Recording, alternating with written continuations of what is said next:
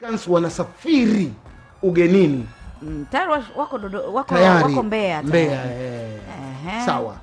Na wenyewe wanaenda kucheza na Tanzania Prisons. Naam, Prisons ambao ukijaribu kutazama msimamo kwa upande wao, wako katika nafasi nzuri sana. Wanaweza kaangukia katika ile playoff wasipojiangalia, wasipojitazama.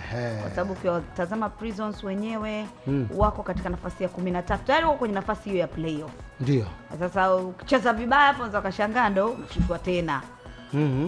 Playoff hii hapa mbele yao.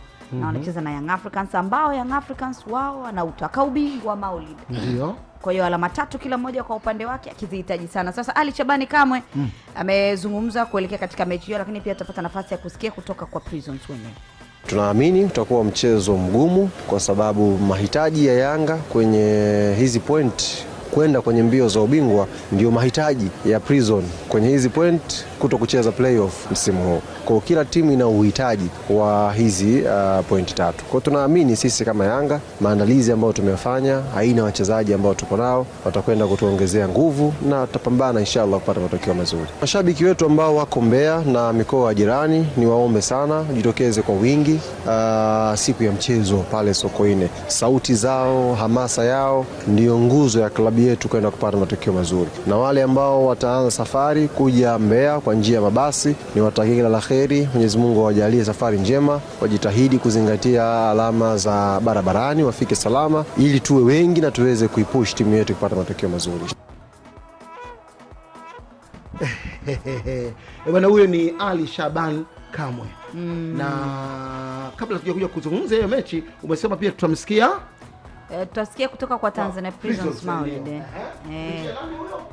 Hapa ni kupitia mwalimu wao, mwalimu wa Prison hapo. Amezungumza na sisi kuhusiana na maandalizi ya mchezo wao. Kila mmoja ana uhitaji sana mchezo huu. Mwalimu wao. Mwalimu wao tungempata jina lake hapa ili tuambie mwalimu wa Prisons. Ili tumpate. Tunakutana na mpinzani ambaye sio kaliba mechi ambazo zilizopita. Tanzania Prison tumecheza takriban mechi 4 hapa, tumeshinda mechi zote. Lakini sasa tunapata tasti ya timu nyingine yenye kaliba tofauti, timu yenye quality players. Tunachojaribu kufanya, tunafikiri kwamba waweze kupata nafasi nyingi dhidi ya timu kama hizi. Lakini tunajaribu kuona kwamba tutachezaje kwenye weakness yao, alafu tunajaribu kuona namna ambavyo tunaweza kutumia nafasi hizo chache kuziconvert kwa magoli. Nadhani ukijaribu kuanalyze mechi kama 3-4 zilizopita, unaona tuna uwiano wa magoli mawili, magoli matatu, uwiano wa magoli mawili, magoli matatu kwenye mechi. Kitu ambacho kinatupa morali ya kwenda kufanya kazi. Bana Amani Josiah bwana wana mechi hiyo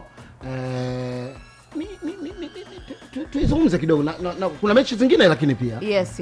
Muda bado tunao kidogo. Tuizungumze kidogo hapo mwana hivi. Tuizungumze mechi hii Mwalimu George Mbangile pamoja na Nasir Alfan. Ni mechi muhimu kwa pande zote. Prisons wako kwenye nafasi ya playoff, lakini kwa upande mwingine Young Africans wakihitaji alama kujiwekea mikakati mizuri kwa ajili ya kuwa mabingwa pengine.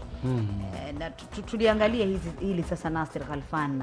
Pengine unaona utakuwa ni mchezo wa aina gani kwa upande wako kwa vikosi vyote viwili? Mchezo mgumu kwa Prison. Mwalimu wao hapa ametoka kusema kwamba Prison wana ratio ya kufunga angalau magoli mawili katika kila mchezo, na ni kweli.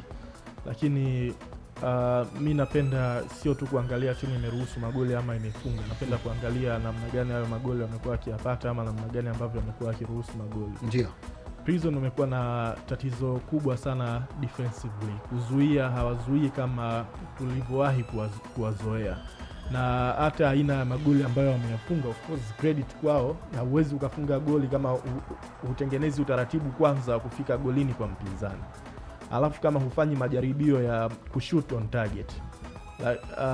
Kwa hiyo credit wao kwa hilo, lakini sidhani kama wapo kwenye level ya kupambana na timu kama Young Africans. Yani kuanzia ile energy yao, jinsi ambavyo wanaweza kuwa na speed. Of course wanao mchezaji mmoja ambao energy inaonekana ipo pale na hata speed ipo pale. Mfano kama Beno Ngasa na speed kiasi fulani, bado ni kijana mdogo, lakini ukiangalia wa zaidi ya 70% first 11 ya Prison inaundwa na maveterani, wachezaji ambao umri umeenda kwa kiasi kubwa. Yani kuna sura zimekuwa zikionekana Sania haiwezi hata kupungua misimu 5, 6 mpaka 7. Kwa hiyo sidhani kama hapo kwenye hiyo level ya kupambana. Kwa hiyo nategemea utakuwa mchezo mgumu sana kwa Prison, na ukiangalia tu Prison wanahitaji alama kweli kweli ili wasiwe kwenye eneo la playoff, lakini bahati mbaya ukiangalia michezo yao miwili iliyobakia mchezo migumu. Wana mechi na Young Africans ambao watakuwa nyumbani, lakini wana mechi dhidi ya Singida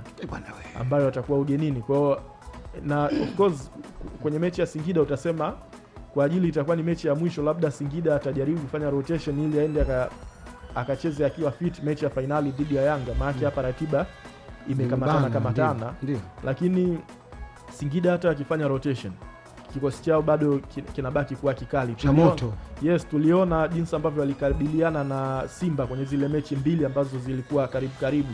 Walijaribu kufanya rotation lakini bado uliona squad yao ilikuwa ni kali. Kwa hiyo Prison wana mechi mbili ambazo ni ngumu sana, na mahitaji yao ni kujikwamua kule kwenye playoff, lakini wakifanikiwa kujikwamua hapo nafikiri watakuwa wamefanya jitihada kubwa sana kwa kutokana na ratiba ya mechi zao mbili zilizobaki. Na kwa Young Africans nafikiri kwenye mechi 3 zote zilizobaki kila mechi finali. Hawana mechi hata moja ya kufikiria kwamba hiyo wanaweza wakadrop alama. Kwa hiyo yoyote ambaye yupo mbele ya Yanga mentality yake atakuwa anazifikiria hizo mechi zote zilizobaki za msimuni kama finali. Kwa hiyo hakuna mechi ambayo anaweza akaingia alafu akawa kama anajivuta vuta. Tunarudi kwenye kivumbi sasa.